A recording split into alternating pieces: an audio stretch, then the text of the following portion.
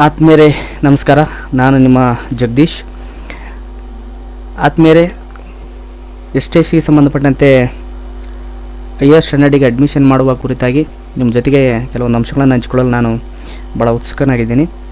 ಆತ್ಮೀಯರೇ, ಮೊದಲಿಗೆ Google Chrome ಅನ್ನುವಂಥದ್ದು ಅಥವಾ ಗೂಗಲ್ ಅನ್ನುವಂಥ ಒಂದು ವೆಬ್ ಬ್ರೌಸಿಂಗನ್ನು ಓಪನ್ ಮಾಡಿಕೊಂಡು ಅದರಲ್ಲಿ ಅಡ್ರೆಸ್ಸಲ್ಲಿ STC ಅನ್ನುವಂಥ ಒಂದು ಸರ್ಚ್ URL ಅನ್ನು ಟೈಪ್ ಮಾಡಿ ಸರ್ಚ್ ಕೊಡಿ. ಸರ್ಚ್ ಕೊಟ್ಟ ನಂತರ ಒಂದು ಸ್ಟೂಡೆಂಟ್ ಟ್ರ್ಯಾಕಿಂಗ್ ಸಿಸ್ಟಮ್ ಅನ್ನುವಂಥ ಒಂದು ಪೇಜ್ ಓಪನ್ ಆಗುತ್ತೆ.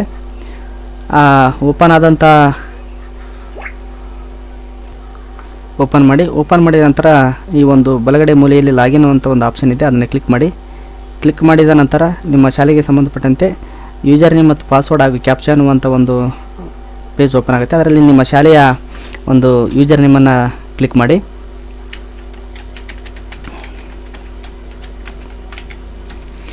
ಅದೇ ಥರನಾಗಿ ಪಾಸ್ವರ್ಡ್ ಬಾಕ್ಸಲ್ಲಿ ಪಾಸ್ವರ್ಡನ್ನು ಎಂಟ್ರಿ ಮಾಡಿ. ತದನಂತರ ಕ್ಯಾಪ್ಚಾ ಬಾಕ್ಸಲ್ಲಿ ಕ್ಯಾಪ್ಚಾವನ್ನು ಎಂಟ್ರಿ ಮಾಡಿದ ನಂತರ ಲಾಗಿನ್ ಅನ್ನುವಂಥ ಒಂದು ಬಟನನ್ನು ಕ್ಲಿಕ್ ಮಾಡಿದ ನಂತರವಾಗಿ ಅಲ್ಲಿ ನಿಮ್ಮ ಶಾಲೆಗೆ ಸಂಬಂಧಪಟ್ಟಂತೆ STSನ ಒಂದು ಮೇನ್ ಪೇಜ್ ಓಪನ್ ಆಗುತ್ತೆ. ಅದರಲ್ಲಿ ಸ್ಟೂಡೆಂಟ್ ಮ್ಯಾನೇಜ್ಮೆಂಟ್ 1 to 10 ಅನ್ನುವಂಥ ಒಂದು ಆಪ್ಷನ್ ಇದೆ. ಅಲ್ಲಿ ಸಾಕಷ್ಟು ಲಿಂಕ್ಗಳಿವೆ. ಅದರಲ್ಲಿ ನಮಗೆ ಅಡ್ಮಿಷನ್ ಡೀಟೇಲ್ಸ್ ಅನ್ನುವಂಥ ಒಂದು ಆಪ್ಷನ್ ಮೇಲೆ ಕ್ಲಿಕ್ ಮಾಡೋಣ. ಕ್ಲಿಕ್ ಮಾಡಿದ ನಂತರ ಇದರಲ್ಲಿ ಸಾಕಷ್ಟು ಆಪ್ಷನ್ಗಳಿವೆ. ಅದರಲ್ಲಿ enrol new student to higher standard ಅನ್ನುವಂಥ ಒಂದು ಆಪ್ಷನ್ ಇದೆ, ಅದನ್ನು ಕ್ಲಿಕ್ ಮಾಡೋಣ. ಕ್ಲಿಕ್ ಮಾಡಿದ ನಂತರ ಅದು ಒಂದು ಹೈಯರ್ ಸ್ಟ್ಯಾಂಡರ್ಡಿಗೆ ಅಡ್ಮಿಷನ್ ಮಾಡುವಂಥ ಒಂದು ಆಪ್ಷನ್ ಪೇಜ್ ಓಪನ್ ಆಗುತ್ತೆ. ಅದರಲ್ಲಿ ಒಂದು 5 ಹಂತದ ಸೆಕ್ಷನ್ಗಳಿವೆ. ಒಂದನೇದು ಅಡ್ಮಿಷನ್ ಡೀಟೇಲ್ಸ್ ಅನ್ನುವಂಥದ್ದು, ಅದೇ ರೀತಿಯಾಗಿ ಪ್ರೀವಿಯಸ್ ಸ್ಕೂಲ್ ಡೀಟೇಲ್ಸ್ ಅನ್ನುವಂಥ ಒಂದು ಸೆಕ್ಷನ್ ಇದೆ. ನಂತರ ಸ್ಟೂಡೆಂಟ್ ಡೀಟೇಲ್ಸ್ ಅನ್ನುವಂಥ ಒಂದು ಸೆಕ್ಷನ್ ಇದೆ. ಅದೇ ಥರನಾಗಿ ಕಾಂಟ್ಯಾಕ್ಟ್ ಡೀಟೇಲ್ಸ್ ಅನ್ನುವಂಥ ಒಂದು ಆಪ್ಷನ್ ಇದೆ. ತರುವಾಯ ಸ್ಟೂಡೆಂಟ್ ಬ್ಯಾಂಕ್ ಡೀಟೇಲ್ಸ್ ಅನ್ನುವಂಥ ಆಪ್ಷನ್ ಇದೆ. ಕೊನೆಗೆ ಸಬ್ಮಿಟೆಡ್ ಬಟನ್ ಅನ್ನುವಂಥದ್ದನ್ನು ನಾವು ಕ್ಲಿಕ್ ಮಾಡಿದಾಗ ಆ ವಿದ್ಯಾರ್ಥಿ ಯಾವ ತರಗತಿ ಸೆಲೆಕ್ಟ್ ಮಾಡ್ಕೊಂಡಿರ್ತೀವೋ ಆ ತರಗತಿಗೆ ಆ ವಿದ್ಯಾರ್ಥಿ ಅಡ್ಮಿಟ್ ಆಗ್ತಾನೆ ಅನ್ನುವಂಥದ್ದು. ಈಗ ಒಂದೊಂದಾಗಿ ತಿಳಿಯೋಣ. ಟೈಪ್ ಆಫ್ ಸ್ಟೂಡೆಂಟ್ ಅಂದರೆ ಯಾವ ವಿಧದ ವಿದ್ಯಾರ್ಥಿ ಅಂದರೆ ಔಟ್ ಆಫ್ ಸ್ಟೇಟೋ ಅಥವಾ ಸೇಮ್ ಸ್ಟೇಟೋ, ಏನು ಬೇರೆ ರಾಜ್ಯದ ವಿದ್ಯಾರ್ಥಿನೋ ಅಥವಾ ನಮ್ಮ ರಾಜ್ಯದ ವಿದ್ಯಾರ್ಥಿನೋ ಅನ್ನೋದು. ಉದಾಹರಣೆ ನಾವು ಔಟ್ ಆಫ್ ಸ್ಟೇಟ್ ಅನ್ನುವಂಥ ರಾಜ್ಯದ ವಿದ್ಯಾರ್ಥಿನ ಸೆಲೆಕ್ಟ್ ಮಾಡಿಕೊಂಡಾಗ ಇಲ್ಲಿ ಡೀಟೇಲ್ ಡಿಸ್ಕ್ರಿಪ್ಷನ್ ಅನ್ನುವಂಥ ಒಂದು ಬಾಕ್ಸ್ ಓಪನ್ ಆಗುತ್ತೆ. ಅದು ಆ ಬಾಕ್ಸಲ್ಲಿ 50 ಪದಗಳಿಗೆ ಮೀರದಂತೆ ನಾವು ಆ ವಿದ್ಯಾರ್ಥಿಯ ಒಂದು ಸಕಾರಣವಾದಂಥ ಮಾಹಿತಿಯನ್ನು ಇಲ್ಲಿ ತುಂಬಬೇಕಾಗುತ್ತೆ ಅನ್ನೋದು. ಕೊನೆಗೆ ಟ್ರಾನ್ಸ್ಫರ್ ಸರ್ಟಿಫಿಕೇಟ್ ಅನ್ನುವಂಥದ್ದು ಇದೆ.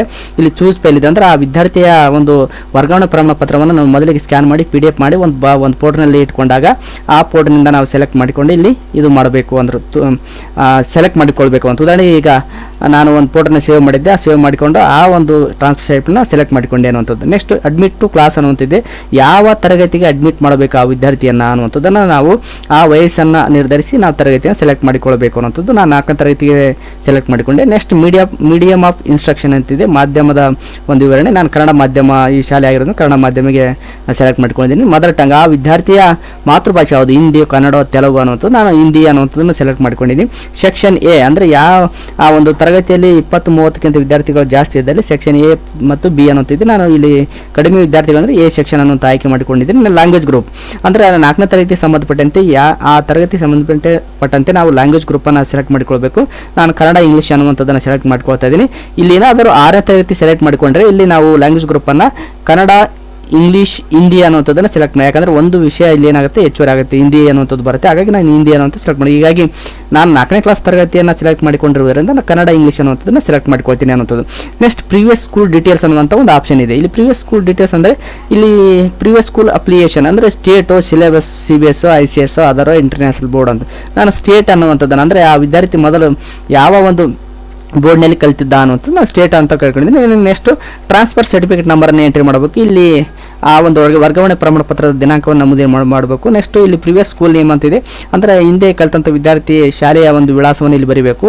ಅದೇ ರೀತಿಯಾಗಿ ಪ್ರೀವಿಯಸ್ ಸ್ಕೂಲ್ ಟೈಪ್ ಅಂದರೆ ಯಾವ ವಿಧದ ಶಾಲೆ ಆಗಿತ್ತು ಅದು ಅಂತ. ಜವಾಹರ್ ನವೋದಯ ವಿದ್ಯಾಲಯನೋ, ಕೇಂದ್ರೀಯ ವಿದ್ಯಾಲಯನೋ, ಅಥವಾ ಸೈನಿಕ ಸ್ಕೂಲನೋ, ಅಥವಾ ಲೋಕಲ್ ಬಾಡಿಯೋ, 12 ನಾನು 12 ಅನ್ನುವಂಥ ಸೆಲೆಕ್ಟ್ ಮಾಡ್ಕೊಳ್ತೀನಿ.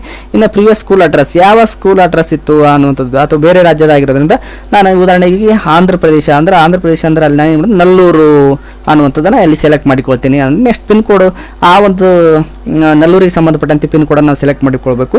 ನೆಕ್ಸ್ಟ್ ಸ್ಟೇಟು, ಅದು ಸ್ಟೇಟ್ ತಾನೇ ಏನಾಗುತ್ತೆ ಅದು ಬರುತ್ತೆ ಅಂದ್ರೆ ನಾನು ಆಂಧ್ರ ಪ್ರದೇಶ ಅನ್ನುವಂಥದ್ದು ಸೆಲೆಕ್ಟ್ ಮಾಡಿಕೊಳ್ತೀನಿ ಅನ್ನುವಂಥದ್ದು. ಅಲ್ಲಿ ಆಂಧ್ರ ಪ್ರದೇಶದಲ್ಲಿ ಯಾವ ಡಿಸ್ಟಿಕ್ಕು, ನೆಕ್ಸ್ಟ್ ಯಾವ ತಾಲೂಕು ಬರುತ್ತೆ, ನೆಕ್ಸ್ಟ್ ಯಾವ ವಿಲೇಜ್ ಬರುತ್ತೆ ಅಂತ ನಾವು ಆ ವಿದ್ಯಾರ್ಥಿಯ ಇಂದಿನ ಒಂದು ಶಾಲೆ ವಿಳಾಸವನ್ನು ಇಲ್ಲಿ ನಮೂದನೆ ಮಾಡಬೇಕು. ನೆಕ್ಸ್ಟ್ ಅದೇ ರೀತಿಯಾಗಿ ಇಲ್ಲಿ ಸ್ಟೂಡೆಂಟ್ ಡೀಟೇಲ್ಸ್ ಅನ್ನುವಂಥ ಒಂದು ಆಪ್ಷನ್ ಇದೆ. ಸ್ಟೂಡೆಂಟ್ ಡೀಟೇಲ್ಸ್ನಲ್ಲಿ ನಾವೇನು ಮಾಡಬೇಕಪ್ಪ ಅಂದರೆ ಆ ವಿದ್ಯಾರ್ಥಿಯ ಹೆಸರು ಅಥವಾ ಏನಾದರೂ ಅವ್ರ ಸರ್ನೇಮ್ ಇತ್ತಂದರೆ ಲಾಸ್ಟ್ ನೇಮಲ್ಲಿ ಹಾಕಿಕೊಳ್ಬೇಕು ಅವರ ಒಂದು ಸರ್ನೇಮನ್ನು. Next father name, next mother ನೇಮನ್ನು ಈ ಬಾಕ್ಸಲ್ಲಿ ತುಂಬಬೇಕು. ನಂತರ ಆ ವಿದ್ಯಾರ್ಥಿಯ ಜನ್ಮ ದಿನಾಂಕ, ನೆಕ್ಸ್ಟು ಜೆಂಡರ್, ಆ ವಿದ್ಯಾರ್ಥಿ ಹುಡುಗನೋ ಹುಡುಗಿನೋ ಅನ್ನುವಂಥ ನಾನು ಹುಡುಗಿ ಅಂಥದ್ದನ್ನು ಸೆಲೆಕ್ಟ್ ಮಾಡ್ಕೊಳ್ತೀನಿ. ಆ ಹುಡುಗ ಯಾವ ಧರ್ಮಕ್ಕೆ ಸಂಬಂಧಪಟ್ಟಿದ್ದವನು ಅಂದರೆ ಹಿಂದೂ ಅಥವಾ ಇಸ್ಲಾಂ ಅನ್ನುವಂಥದ್ದನ್ನು ನಾನು ಸೆಲೆಕ್ಟ್ ಮಾಡ್ಕೊಳ್ತಾ ಇದ್ದೀನಿ. ನೆಕ್ಸ್ಟ್ ಅದೇ ರೀತಿಯಾಗಿ ಅವ್ರು ವಿದ್ಯಾರ್ಥಿ ಆಧಾರ್ ಕಾರ್ಡ್ ಇದ್ದರೆ ವಿದ್ಯಾರ್ಥಿ ಆಧಾರ್ ಕಾರ್ಡ್ ಎಂಟ್ರಿ ಮಾಡೋಣ. ಅದೇ ರೀತಿ ಫಾದರ್ ಆಧಾರ್ ಕಾರ್ಡ್ ಇದ್ದರೆ ಫಾದರ್ ಆಧಾರ್ ಕಾರ್ಡ್ ಎಂಟ್ರಿ ಮಾಡೋಣ. ನೆಕ್ಸ್ಟ್ ಮದರ್ ಆಧಾರ್ ಕಾರ್ಡ್ ಇದ್ದರೆ ಮದರ್ ಆಧಾರ್ ಕಾರ್ಡ್ ಎಂಟ್ರಿ ಮಾಡೋಣ. ಆ ವಿದ್ಯಾರ್ಥಿ ಯಾವ ಒಂದು ಕ್ಯಾಟಗರಿ ಸಂಬಂಧ, ಜನರಲ್ಲು, SC ST ಅಥವಾ OBCಗೆ ನಾನು ಕ್ಲಿಕ್ ಮಾಡ್ತಾ ಇದ್ದೀನಿ. OBCಯಲ್ಲಿ ಮತ್ತೆ ಸಬ್ ಕ್ಯಾಸ್ಟ್ ಬರ್ತವೆ. ಅದರಲ್ಲಿ ಕ್ಯಾಟಗರಿ 1, 2A, 2B, 3B ಅನ್ನು 2B ಅನ್ನು ಸೆಲೆಕ್ಟ್ ಮಾಡ್ಕೊಳ್ತಾ ಇದ್ದೀನಿ. ಯಾಕಂದರೆ ಅಲ್ಲಿ ರಿಲಿಜನ್ ಇಸ್ಲಾಂ ಇರೋದ್ರಿಂದ ನಾನು 2B ಅನ್ನು ಸೆಲೆಕ್ಟ್ ಮಾಡ್ಕೊಳ್ತಿದ್ದೀನಿ.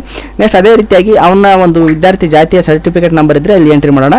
ಇನ್ನು ಸ್ಟೂಡೆಂಟ್ ಕಾಸ್ಟ್ ಬಂದ್ಬಿಟ್ಟು ಮುಸ್ಲಿಮು ಅಥವಾ ಅದರು ಅನ್ನುವಂಥದ್ದನ್ನು ಸೆಲೆಕ್ಟ್ ಮಾಡಿಕೊಳ್ಳೋಣ.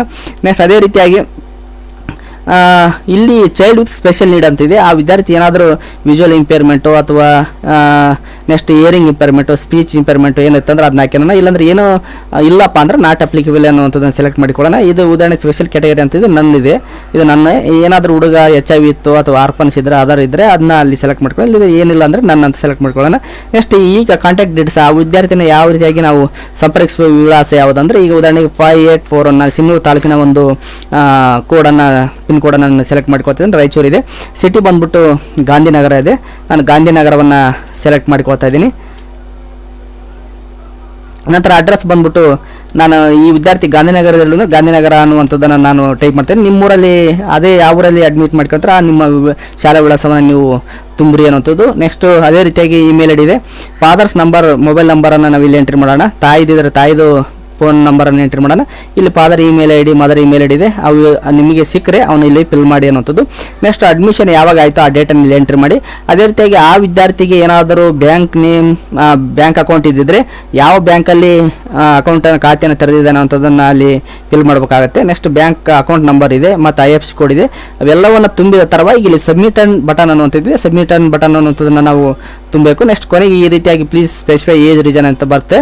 ಅದೇನಾದರೂ ಆ ತರಗತಿಗೆ ಇದಿಲ್ಲಪ್ಪ, ಆ ಹುಡುಗ ಅಡ್ಮಿಟ್ ಆಗಿ ಹೆಚ್ಚಿಗೂ ಅಥವಾ ಕಡಿಮೆ ಇದ್ದಾಗ ನಾವು ಏಜ್ ರೀಸನನ್ನು ಅಲ್ಲಿ ಯಾವುದಾದ್ರೂ ಮೈಗ್ರೇಷನು ಅಥವಾ ಇನ್ನಿತರ ಕಾರಣಗಳನ್ನು ಇಲ್ಲಿ ತುಂಬಬೇಕಾಗುತ್ತೆ. ತುಂಬಿ ನಾವೇನು ಮಾಡೋಕ್ಕಾಗುತ್ತೆ ಅಂದರೆ ಕೊನೆಗೆ ಸಬ್ಮಿಟ್ ಅನ್ ಬಟನ್ ಅನ್ನುವಂಥದ್ದನ್ನು ಕ್ಲಿಕ್ ಮಾಡಿದಾಗ ಆ ವಿದ್ಯಾರ್ಥಿ ನಾವು ಯಾವ ತರಗತಿಗೆ ಸೆಲೆಕ್ಟ್ ಮಾಡ್ಕೊಂಡಿರ್ತೋ ಆ ತರಗತಿಗೆ ಏನಾಗ್ತದೆ ಅಂದರೆ ಆ ವಿದ್ಯಾರ್ಥಿ ಅಡ್ಮಿಟ್ ಆಗ್ತಾನೆ ಆದಮೇಲೆ. ಈ ರೀತಿಯಾಗಿ ನಾವು ಹೈಯರ್ ಸ್ಟ್ಯಾಂಡರ್ಡ್ಗೆ ಅಂದರೆ 2ನೇ ಕ್ಲಾಸಿಂದ 10ನೇ ಕ್ಲಾಸ್ವರೆಗೆ ಈ ರೀತಿಯಾಗಿ ಅವರ ವಯಸ್ಸಿಗೆ ಅನುಗುಣವಾಗಿ ತರಗತಿಗೆ ನಾವು ಅಡ್ಮಿಷನನ್ನು ಮಾಡಿಕೊಳ್ಳಬಹುದು ಆದಮೇಲೆ.